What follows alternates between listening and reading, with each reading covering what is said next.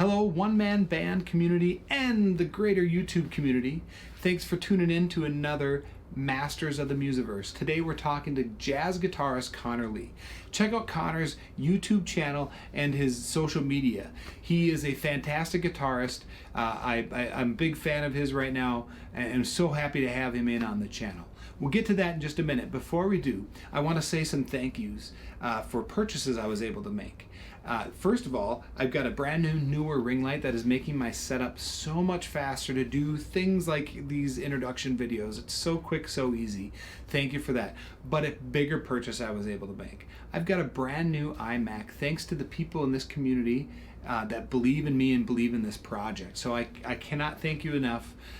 This iMac is incredible. I'm learning about it. I spent the day yesterday learning a program called Motion, and you'll see my efforts in just a moment in the introduction. So thank you so much. Not too late to jump on that bandwagon. You can go down below in the description and visit my GoFundMe page or my Patreon page and help me keep pumping out these videos.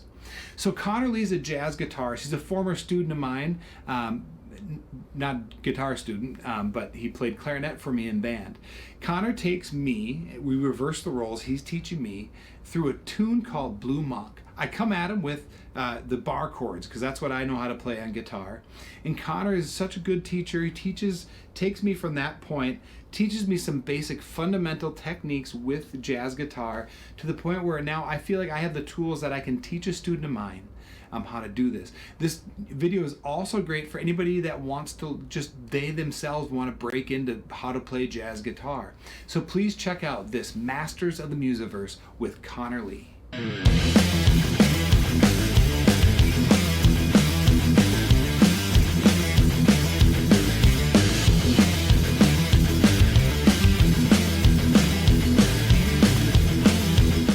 All right, so we've got Blue Monk out here. We're going to use this as a tool for teaching. Conor's going to teach me how to be a better jazz guitarist.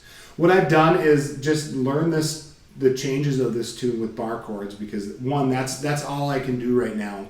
And I feel like a lot of band directors can at least get their kids up to that point and get themselves up to that point of knowing what bar chords are and how to play them. So we're going to play through the changes of this twice. First time we'll just be playing the changes, and then Conor's going to play melody second time. So why don't you start us off, Conor? 1, 2, 1, 2, 3.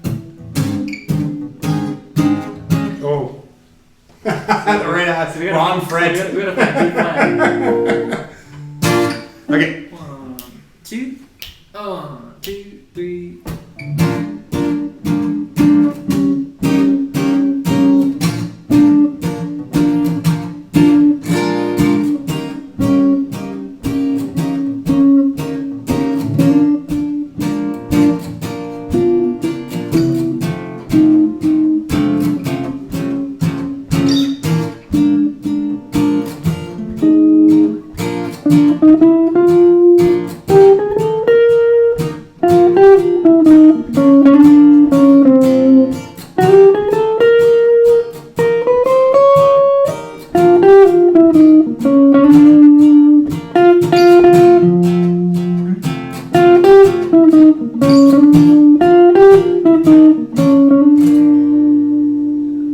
Let's take this duel on the road. I think you got something here, Conor. All right, so that's our start point. Which I'm gonna trump whatever you have to say about this and say that's an okay starting point.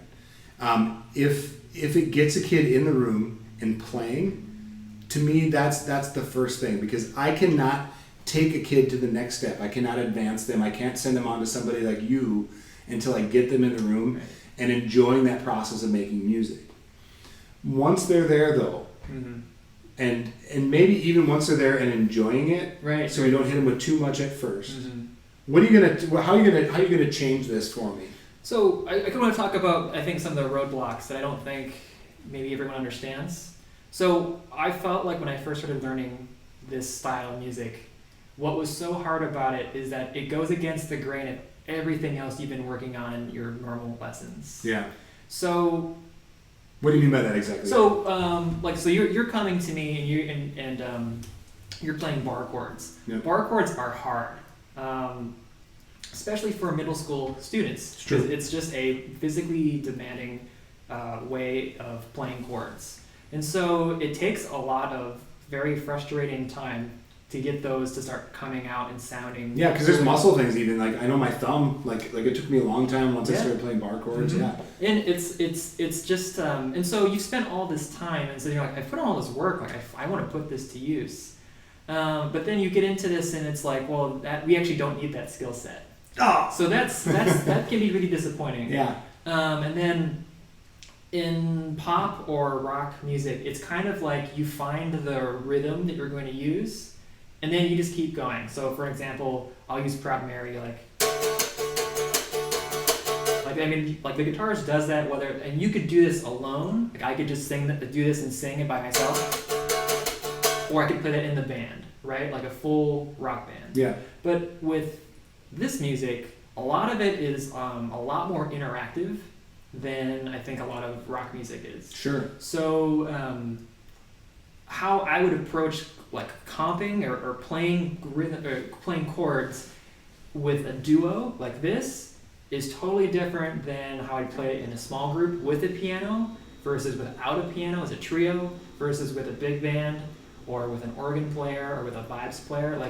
Like the situation really changes. Yeah. Before you go on. Yeah. Because there's one thing that we do the second we like in every industry is we have words like comping. Sure. And there's a lot of band directors out there that are like, they have zero jazz experience. Sure. So they hear comping and they're like, what is that? Right. So give me one sentence. Comping. Comping is accompanying. Accompanying. Yeah. That's great. Yeah. That is so great. And we don't really need any beyond that, other than maybe it's kind of improvised accompanying because you just have a chord symbol. It's interactive. Yeah. Yep. And maybe just to go a little bit beyond that is a lot of times in jazz music, when they want you to comp, I've seen this in a lot of piano parts, is they put a whole note in. And so people just go, and they think that that's what they're supposed to do in that chord Right. or in that measure. Mm-hmm. So it's coming up with a rhythm, a lot of times repeated rhythm. Mm-hmm. So Yeah. I mean, I'd say on that though too, really depending on what you're doing. yeah. That sometimes the tune might be based around a rhythmic figure. So it's like a Herbie Hancock tune is Maiden Voyage. That tune is centered around a rhythmic motif that's throughout the whole thing. Yeah. And so, you could use that as a way to start when I'm going to accompany something for solos. But in a lot of like swing-based stuff, it's to a beginner, it can feel very sporadic because there's no pattern to it. Sure. I mean, there are rhythmic patterns that you will hear that are common, but so I think what I'm saying is that like you can teach a beginner some rhythm patterns, but then they're going to comp through the whole tune going. And there's nothing wrong with that, but then it kind of turns into like a Brian Setzer thing. Yeah, and as the ensemble is changing their rhythmic ideas.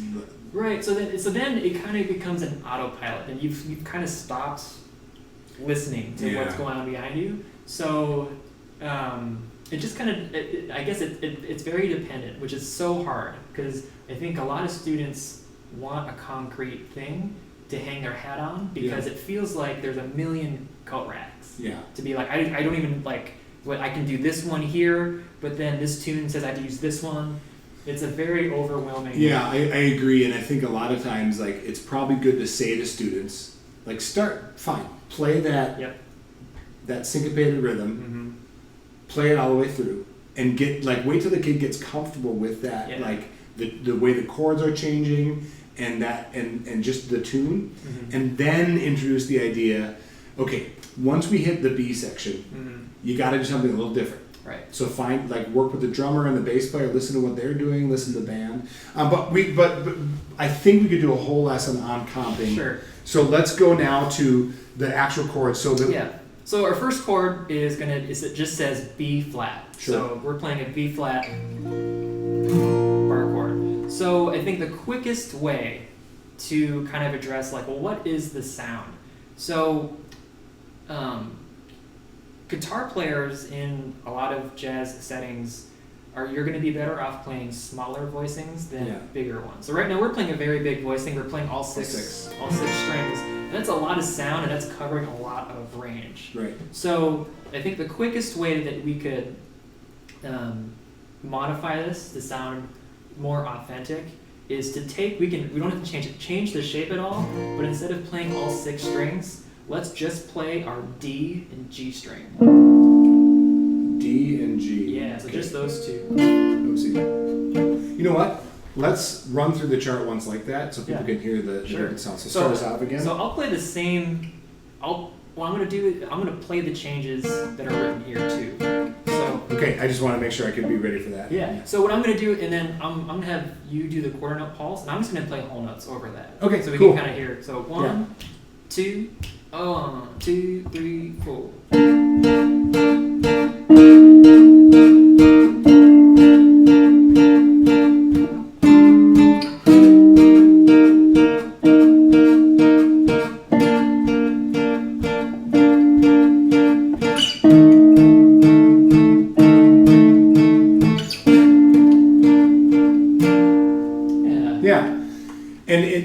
The hard thing is that we don't have an entire ensemble with us. Yep. But we talked about this earlier. Is like it's kind of finding your lane as a guitarist.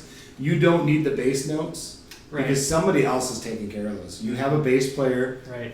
Your pianist maybe is playing bass notes. There's like a figure that you're gonna. Right. And so, like, you need in order to unmuddy the waters, find your lane. Okay, good. I like that. That's a. Now, can I ask you? You told me to play D and G. Yeah. Why D and G? So that is just an area of like the range. It's like the mid range. Yeah, I think as soon as you start getting into here, I think that's too high. I guess just for lack of a better term. Now, granted, I think when you start getting into more advanced places, you're gonna start seeing a wider range of approaches. Yeah. So I think from this point too, is that this can like the voicings that we're playing, the reduced voicing, is a way that we can start slowly modifying and adding. I like it. So, for example, I have this as my foundation, but if I start modifying it, I can start getting chords like. Right, so I've moved a few notes and I've added a few notes, and now it's going from kind of a plain B flat chord to something that sounds just closer, juicier. Right. So that's the first thing is limiting the range.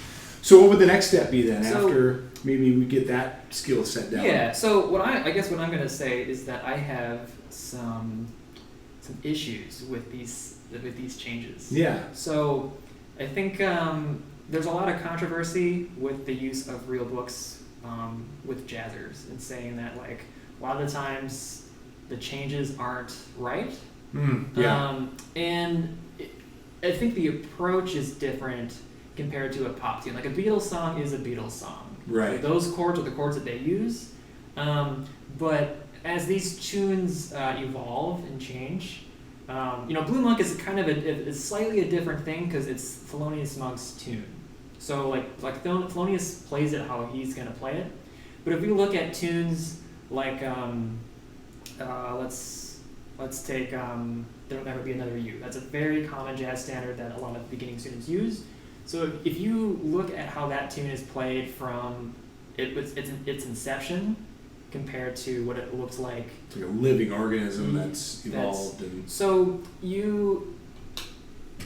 sometimes you can throw substitutions or decide like, I think we're going to change this a little bit. Sure. And it's going to, I think a better tune is the tune Stella by Starlight. That's a standard that like everyone, it's like a rite of passage because it's a very difficult. It's perceived as a difficult tune because of how we know it from the real book, but it was part of a film soundtrack. Sure. And so it's very different. And so you can modify. It's not necessarily like reharmony, but you find different ways to make it function within certain styles. Yeah. So I guess going back to Blue Monk, these changes to me are not very bluesy.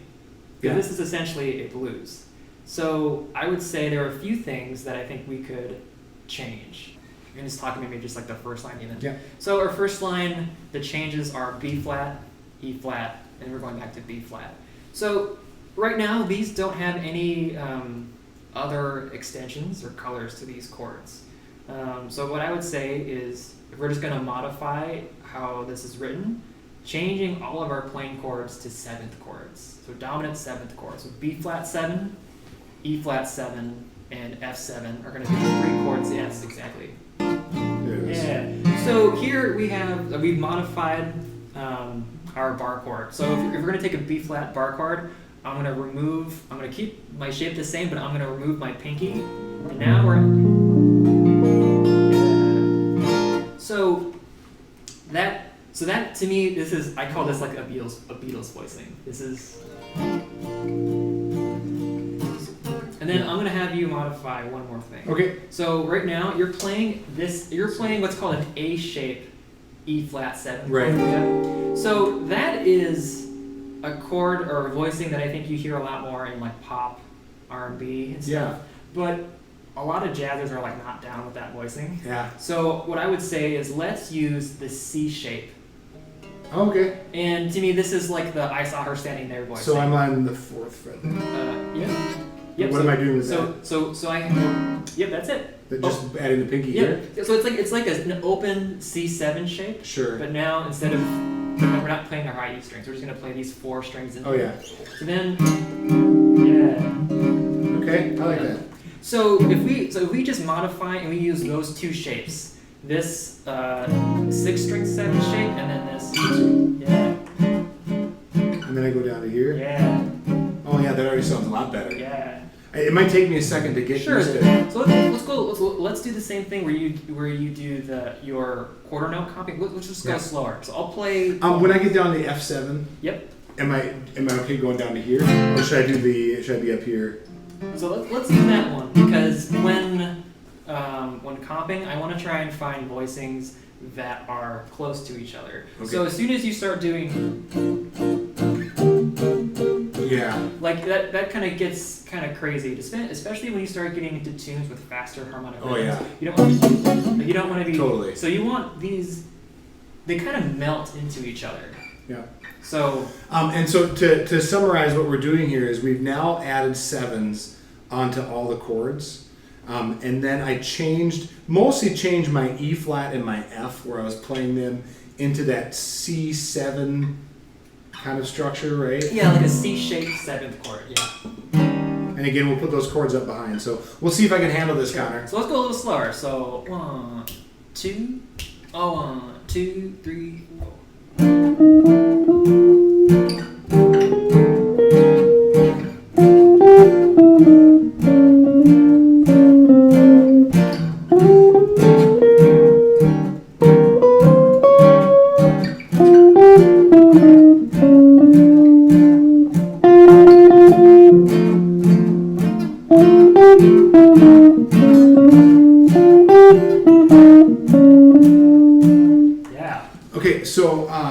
let me ask you, I'm doing something naturally because of how I play guitar in other settings, where I'm strumming and then muting with like letting out the tension. Sure. Because I don't, for me, this sounds hokey. Right? So is that okay? Yeah, so that's another thing that's really difficult when it comes, I think, when a student is coming from a rock or pop world and coming into this, is that I think in like pop or folk music that you're going to hear a lot more like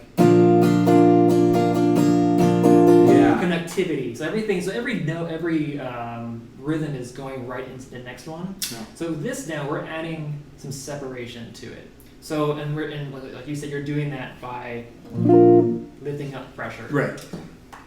Yeah. Mm-hmm. So that is again very different from a lot. Like if you're coming, I don't know, from like a Nashville thing, right? Where it's like, that's or like coming from the church world, right? It's like very different approach to playing guitar. So that's a technique that maybe gets masked a lot. That, sure. We can easily focus on like where to put our fingers, but like how do we then execute? So far we've made some adjustments to the changes in the tune, and we've changed some of these chord voicings. Yeah. Now I think the like kind of the next step and the step that I think is going to really act as a big springboard is I want to change a little bit how we are physically approaching these chords. Okay. Because I know that this is new, but going from this guy is kind of weird. Like yeah. It's a lot of movement. It is. So yeah. So if you look at a really good jazz guitarist playing chords, it doesn't look like that. Everything kind of melts into each other. Yeah, I was wondering if we were going to get into this because some of the things that we're going to do later on that I've tried to figure out bar chords for, I am moving like crazy on the fretboard and can't keep up with it. So I'm curious what you have to say about this. So I think in the beginning, I think it's okay to add the bass note because that's going to be kind of our anchor.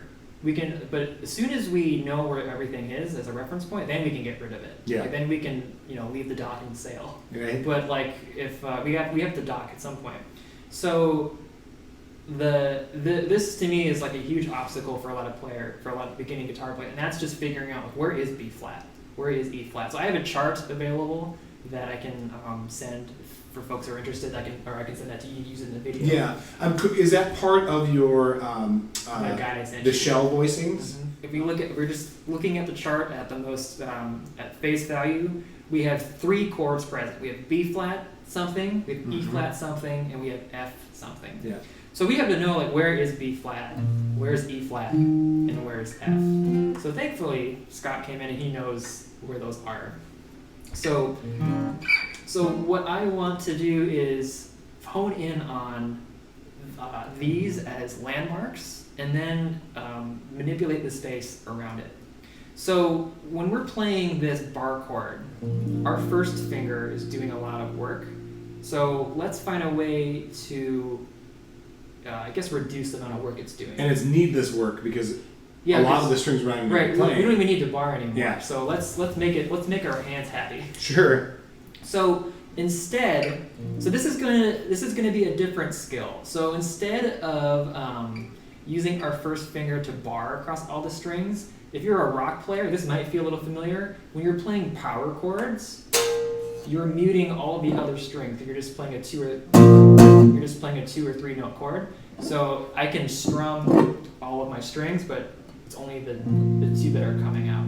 So this is using your first finger to mute a lot of strings is going to be a pretty important technique. Just like that.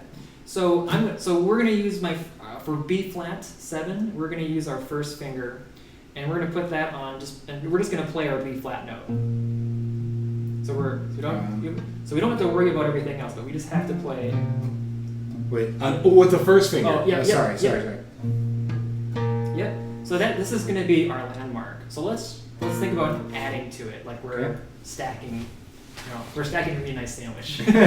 So we have B flat here, and now we're going to take our middle finger and we're going to put that on the 6th fret of our D string. Now this is different because this note usually gets taken care of through our bar. Yeah. So we're not used to physically playing this note with this finger. It usually gets lost inside the first finger. Yeah. So now we have these 2 notes, and this already is a very different sound. Yeah. Now we're going to add one more ingredient. So we're going to take our ring finger and we're going to put that on the 7th fret of our G string. Okay. Yeah. And so we now have these are called shell voicings, and this is going to be this contains all of the crucial DNA of B flat 7 that makes it sound like B flat 7. So we've gone from this very big kind of bluesy sound to something that's much more contained. Yeah. Okay, so now going to that E flat. Yeah.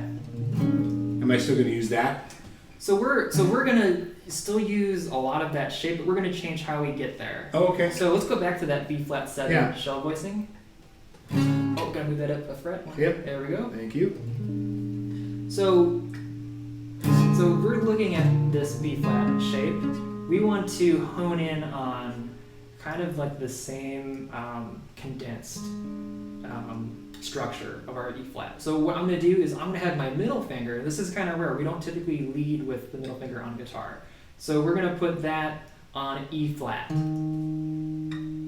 Yeah. Our middle finger is on the 6th fret of our A string. Mm-hmm. So now we're going to take our first finger, and that's going to sneak behind. We're going to put that on the 5th fret of the D string. Yep. And then our final ingredient, we're going to take our ring finger and we're going to sneak that and put that on the 7th fret, or sorry, 6th fret of the G string. So we're playing the same notes, but it was our 2nd, 3rd, and 4th fingers doing that. But now we're using our, yeah. So if we look at how close these voicings are. Like I like to correlate to other previous knowledge. Mm-hmm. So if I'm playing an A, what is this? An A? Like A7? Yeah. Or major 7. Yeah. That's essentially a major 7. Yeah, it's the same finger physical shape. Yeah. Let's talk about practicing that then. Yeah. So let's remove. So I think when you're working on one element of this, it's okay, I think, to remove another one. So before we were playing these bar chords with the quarter note strum. So let's remove that element and let's just play this in time using whole notes. Okay. So let's review those chords real quick and we'll show them to everybody. So I'm going to be using this form of B7. B flat 7. Yep. Thank you. I always get my kids for that. So. Yep. Okay. And then my E flat 7. Yes. Yep. I'm just going to shift that up for F7. That's exactly it. Yeah. Okay, cool. That's way easier to maneuver.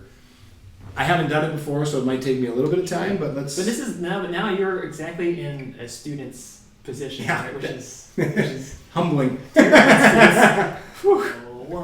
and 2 and 3 and 4.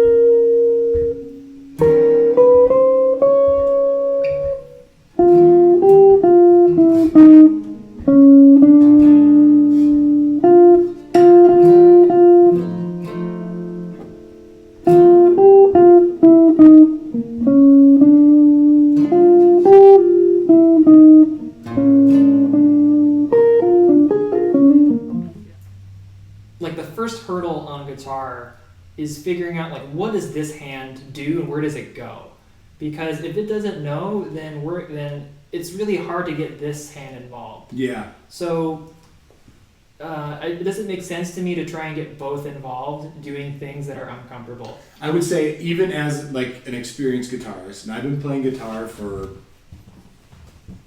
20 years now. It was hard for me to think about anything else other than getting my left hand to the right place. Yeah. And I'm a big advocate for my own practice, for my students' practices. Take out as many elements as you can. Absolutely. So you can focus on this piece before you move on. Yep. So what would be the next step then? So I think as soon as you get comfortable with just physically moving to all of these different places, I think I think especially guitar players, our hands get ahead of our ears. So I can direct a student to put your hands here, do this, do that. But if they don't know what it's supposed to sound like, that's the huge element that is so crucial.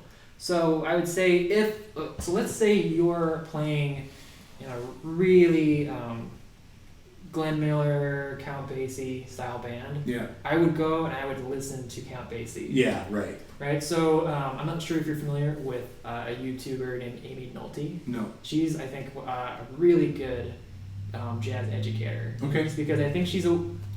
Link will be in the description. Because I think that what her thing is coming from a place of kind of what we're doing, where not a total beginner, but like just some really important things that are just crucial fundamentals in terms of like the music and what's like. She takes I think a really approachable deep dive. Okay. And so her thing, I think the video is called "How to Freaking Swing," and so I'm totally stealing her idea. And so she was find the Count Basie recording of April in Paris, and just like listen to that, and listen to the guitar player in that group is Freddie Green, and just listen to how he sits and everything, and like I think she was like pretty much play the recording of yeah, and like try and verbalize with it with the music.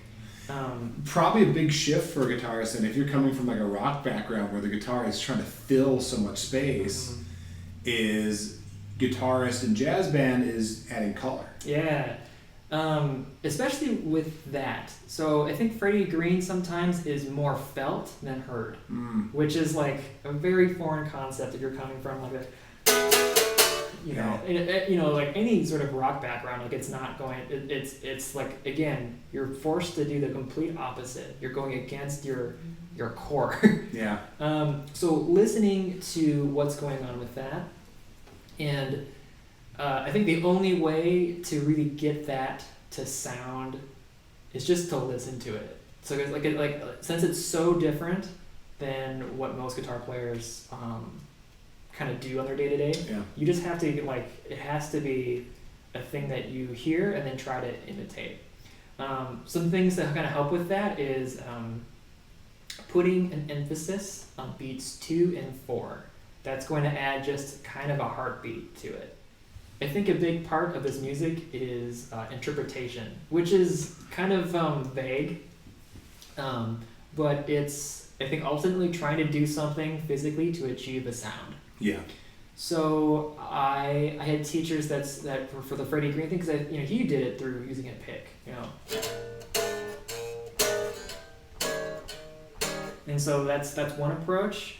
My other teachers, like, he used his thumb. He felt like it grooved better for him. So.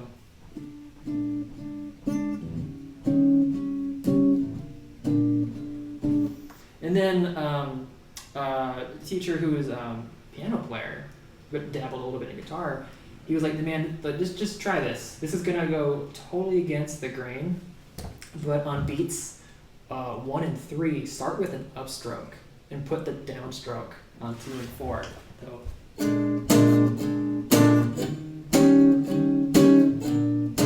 And he's like, I feel like you groove more when you do that. And I'm like, okay. So yeah. I personally, I have kind of dabbled with all 3, and just trying to, like, I think the most important thing, especially with the Freddie Green thing, is the time, because if it doesn't sit the way it needs to, then it like gets weird. Yeah. So here's one thing I'm gonna suggest, because I know I've done things like this in all kinds of practice, is that when you're practicing, in this case the song Blue Monk, what I would do is I'd stick a metronome on, and I'd pick a time where I can do it in whole notes. Yeah. Yep. And I would let that metronome click and get as exact as I could with whole notes. Mm-hmm. When I got that ready, I'd move to half notes and get it exact with half notes, and then I move it to quarter notes and try to be able to move everything in quarter notes. Yeah.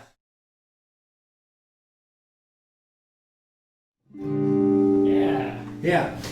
What's great about that, because I did something that I know students do too, because my brain is like, okay, quick, get into this. You dialed the tempo way back. Gave me lots of time to think about, like, when preparing mentally for those chords changing. And it is something that directors can't oftentimes allow for in rehearsals. You know, Right. so there is some. I think maybe the word would be onus. There's some onus on the guitarist. Take this home and get used to those chord changes and start with the tempo you can do it right. Right. Because then you're also training for accuracy. Yeah, absolutely. So, well, I think this will wrap up our first lesson on Blue Monk, and we'll have lots of resources in the description. So please check that out. Rewind. But also feel free to comment and let us know, hey, this was super helpful, or you confused the heck out of me in this spot. Because, you know, Conor and I like to sit down with each other, and we'll be happy to do some kind of follow-up if there's something we missed or need to clarify. So with that, so long.